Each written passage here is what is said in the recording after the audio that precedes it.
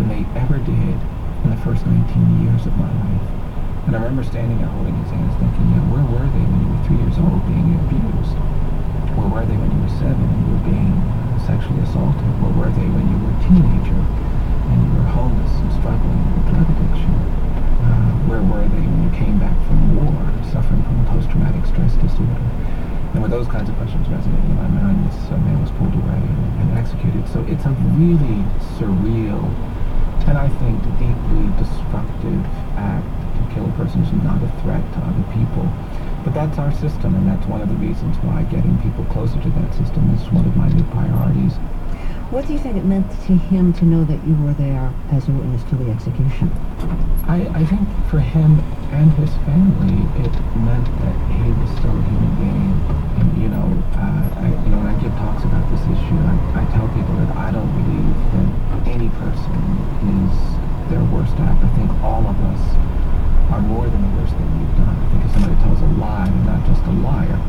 I think if someone steals something, they're not just a thief. I think even if you kill someone, you're not just a killer. And we think we're executing killers, and that's all they are. And when you surround people who've been condemned with some measure of humanity, some measure of dignity, I think that changes. And I think for him and his family, but also I hope for the system of justice, it represented something that was important about what we're doing to other people. One of the cases that you write about is about one of the children who you represented. He was, I think, 13, and he was in prison for having shot his mother's boyfriend after he witnessed the mother's boyfriend abusing her, and she ended up unconscious and bleeding, and the son wasn't even sure if she was alive. She was kind of out cold for about 20 minutes, bleeding profusely. And I don't know whose gun it was that the boy used.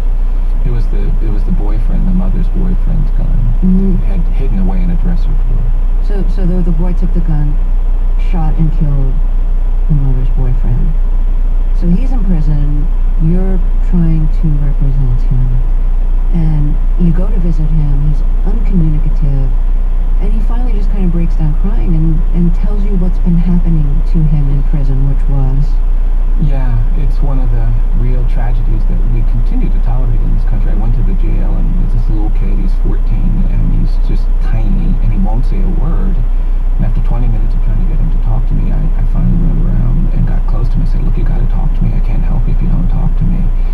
And at one point I leaned on him, and I put my arm around him, and when I did that, he just collapsed into me, and he started crying hysterically, and began telling me nothing about his mom, nothing about the man, but he started talking to me about the jail. He told me on the first night that he'd been there, he had been hurt by several men, and then he told me on the next night he'd been sexually assaulted by several people, and then he told me on the night before I'd gotten there, so many people had hurt him and sexually assaulted him, he couldn't remember how many there had been.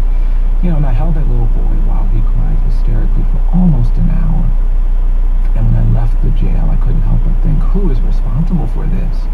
And I realized we are. We are a society that has allowed our fear and our anger. We've allowed these false narratives about children being super predators and other such nonsense to create policies where we are putting children in peril. And